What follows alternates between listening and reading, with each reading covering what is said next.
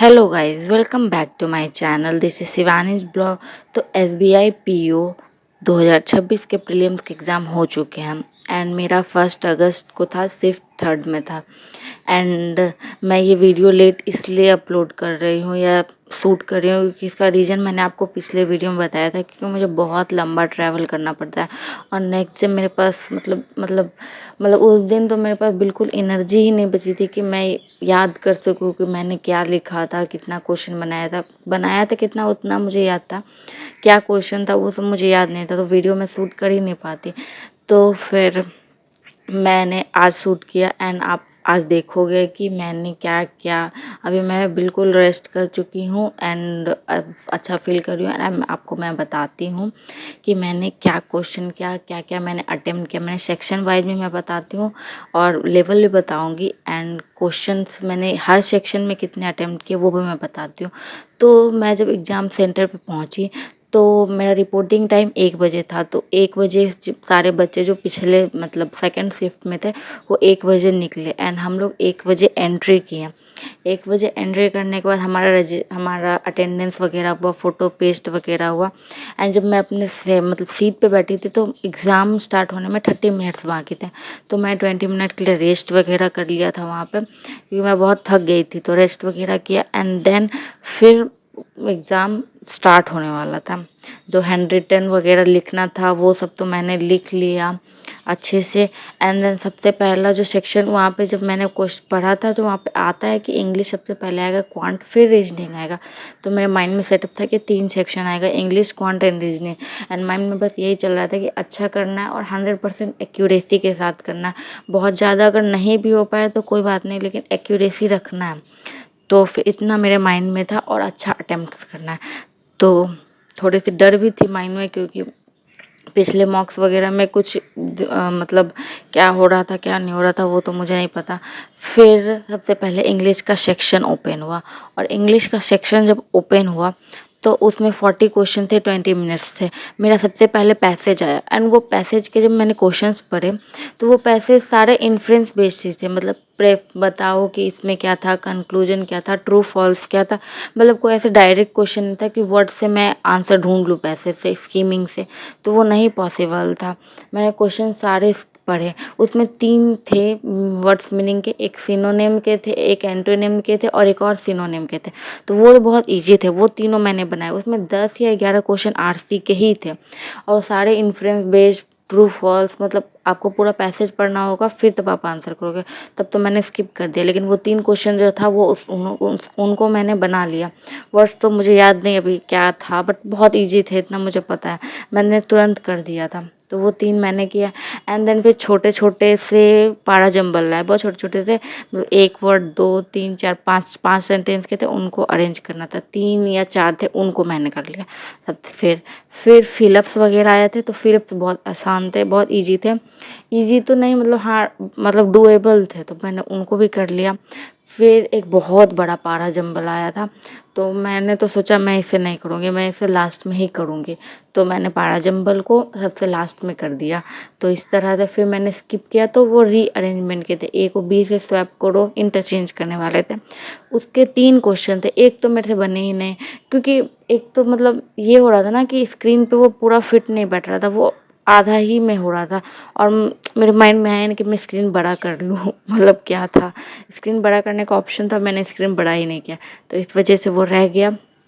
एक मैंने नहीं किया, 2 मैंने बना लिया वो। और उसके बाद एक क्लोज़ टेस्ट आया था। क्लोज़ टेस्ट बहुत आसान था एक्चुअली, मतलब आसान तो नहीं कह सकते, बट हाँ अच्छा था, मतलब बन जाता। एक था क्या कि जो सब्जियों वो क्लोज़ टेस्ट मुझे याद है अच्छे से। उसमें था क्या कि जो फ्रूट्स वगैरह खरीदते हो तो उसके जो पील ऑफ बचते हैं, मतलब छिलके वगैरह बचते हैं, उसको इंडस्ट्री यूज कर रही है कुछ बनाने के लिए, अच्छा यूज़फुल प्रोडक्ट बनाने के लिए, उससे था। एंड देन आगे था कि हाउस होल्ड में भी इसका यूज होना चाहिए और इससे क्या बन सकता है, आप इसका यूज करके और क्या कर सकते हैं, बहुत ईजी तरीका क्या है, मतलब इसी पे बेस्ड है, छिलके पे ही बेस्ड था। तो कि जो कि मुझे लगा कि हाँ वो मुझसे बहुत जल्दी अच्छा से हो गया, तो फिर मैंने वो कर लिया।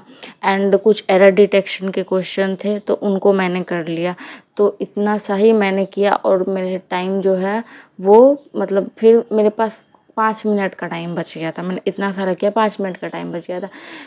फिर मेरे दिमाग में आया नहीं कि मैंने पारा जंबल छोड़ रखा है और कुछ एरर डिटेक्शन के क्वेश्चन छोड़ रखे हैं और मैंने आरसी पे जंप कर दिया।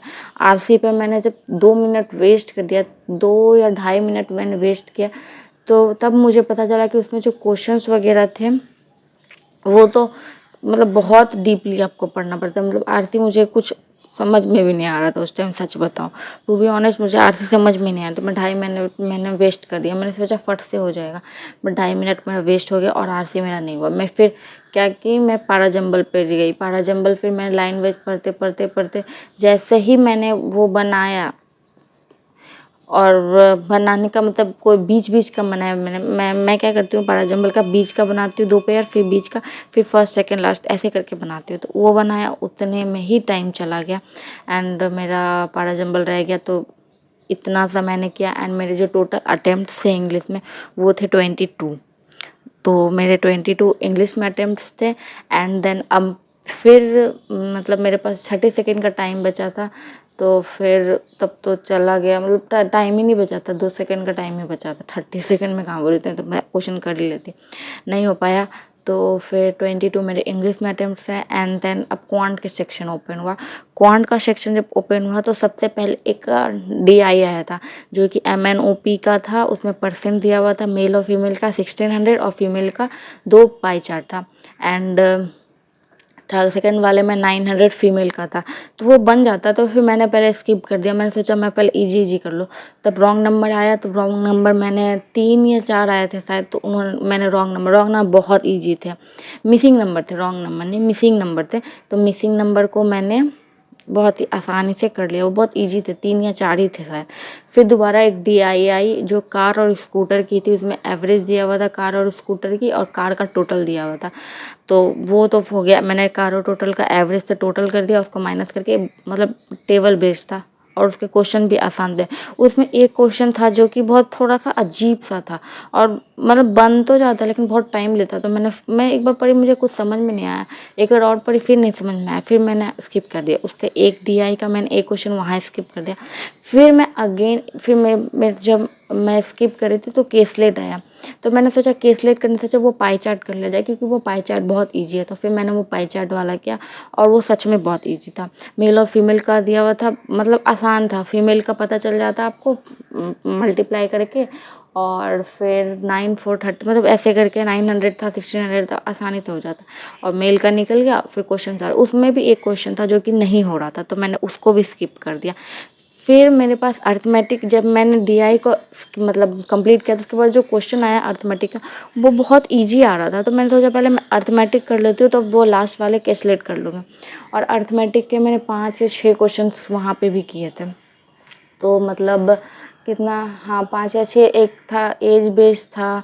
फिर ऐसा ही करते करते बहुत इजी क्वेश्चंस थे, मतलब इजी क्वेश्चंस तो नहीं थे, मतलब मॉडरेट लेवल थे, मेरे से बन रहे थे।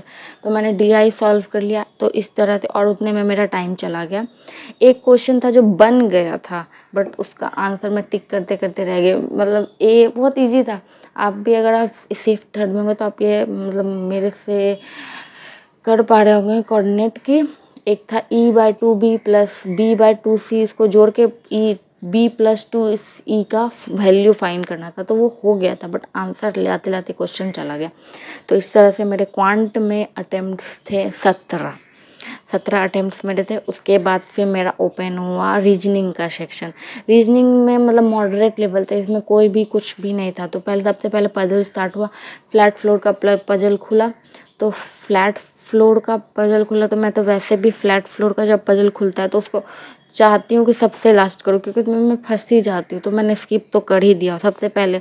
अगर वो खुलता ईजी रहता तो मैं सॉल्व करती, बट नहीं, वो नहीं होता, तो मैंने स्किप कर दिया। उसके बाद आया था वर्ड्स को बनाने का, first second third word.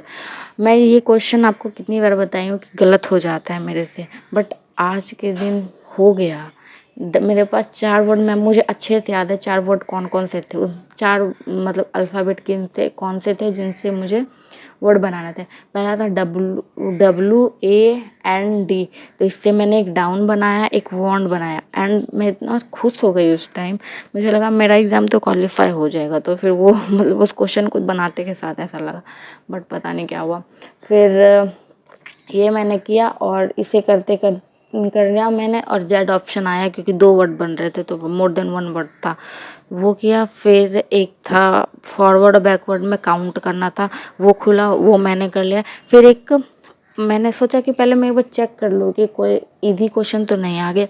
Skip करके देखा लास्ट तक कोई ईज़ी क्वेश्चन है, सारे पजल्स ही थे। तो पजल मैंने सॉल्व किया। एक था मतलब ABCD ऊपर नीचे बैठे हुए थे बॉक्स में, मतलब किन्हीं को जूलॉजी, किन्हीं को केमिस्ट्री वगैरह, वो वाला पजल था एक। एक वो मैंने कर लिया और एक और पजल था, वो मुझे अभी याद नहीं एग्जैक्ट, बट हाँ एक और पजल था, उसे भी मैंने किया। तो इस तरह से मैंने 2 पजल किया। फिर और एक मतलब 3 या 4 पजल ही थे। फिर एक छोटा-सा पजल था, वो उसको मैंने किया। तो मतलब पजल्स वगैरह थोड़ा तो टाइम टेकिंग थे, मतलब हाँ सॉल्व करने में टाइम ले रहे थे। तो इन सबको मैंने किया और इनको करने के बाद फिर मेरे पास 2 मिनट का टाइम बचा था। तो एक छोटा वाला पजल था जिसमें कि certain number of people, uncertainty का था, मतलब सर्टेन नंबर ऑफ पीपल्स बैठे हुए थे एंड वो जो सर्टेन नंबर ऑफ पीपल थे वो कोई ऊपर देख रहे थे, कोई नीचे, कोई नॉर्थ, कोई साउथ। तो वो मतलब आधा सॉल्व किया, मेरा टाइम मतलब ख़त्म हो गया। मतलब 2 मिनट। अगर कोई इजी क्वेश्चन होता ना, मतलब कोई वो वाले क्वेश्चंस होते हैं ना सिलॉग वगैरह के, या फिर मतलब चाइनीज़ कोडिंग वगैरह के, तो 2 मिनट में और मेरे अटेम्प्ट्स बढ़ सकते थे। फिर इस तरह से मैंने जब पजल्स वगैरह किया तो मेरे रीजनिंग में अटेम्प्ट्स 19 थे।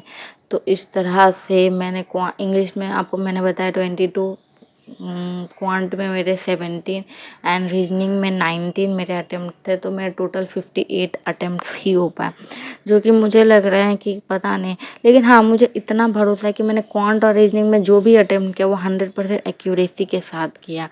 इंग्लिश में भी मुझे थोड़ा तो भरोसा है, बट इंग्लिश का कोई भरोसा नहीं किया जा सकता, तो उसमें गलत हो ही जाता है, उसमें ग्रामेटिकल मिस्टेक या कुछ भी हो ही जाता है। तो पता नहीं, अब देखते हैं। मेरे मार्क्स 55 या 56 तक तो बनेंगे ही, या 55 52 इस तरह से बनेंगे। एंड अब कट ऑफ का पता नहीं, कट ऑफ क्या आएगा, तो थोड़ा सा डर लग रहा है। अटेम्प्ट्स मुझे और हो सकते थे, बट मेरा लेवल ही एग्ज़ाम का इजी टू मॉडरेट ही लगा मुझे, क्योंकि कोई भी इजी क्वेश्चन तो नहीं थे, सारे DI वगैरह थे, पजल्स वगैरह थे, इंग्लिश में भी थे। तो कोई ऐसा कोई इजी क्वेश्चन नहीं था तो 1 मिनट में 5 बन जाए, ऐसा कोई क्वेश्चन नहीं था। हाँ रीजनिंग में वो भी आए थे, याद आया मुझे, इनइक्वालिटी वाले क्वेश्चन, उस उनको भी मैंने बनाया था। हाँ इनइक्वालिटी के भी क्वेश्चन आए थे जिनको बनाया, तो जिसकी वजह से 19 अटैम्प्ट हुआ। मतलब इजी टू मॉडरेट ही थे सारे क्वेश्चन। अब देखते हैं कि मेरा सिलेक्शन होगा कि नहीं होगा। आप कमेंट सेक्शन में ज़रूर बताइएगा कि आपका शिफ्ट थर्ड में 1 अगस्त को कितने अटैम्प्ट हुए थे। एंड अगर आप दूसरे शिफ्ट के भी हैं तो आप मुझे कमेंट सेक्शन में ज़रूर बताइएगा कि आपके कितने अटैम्प्ट हुए थे। एंड प्लीज़ कट ऑफ क्या होगा मुझे नहीं पता, बहुत लोग तो बोल रहे 60 प्लस ही जाएगा, तो पता नहीं मेरा होगा भी कि नहीं होगा 58 अटैम्प्ट में।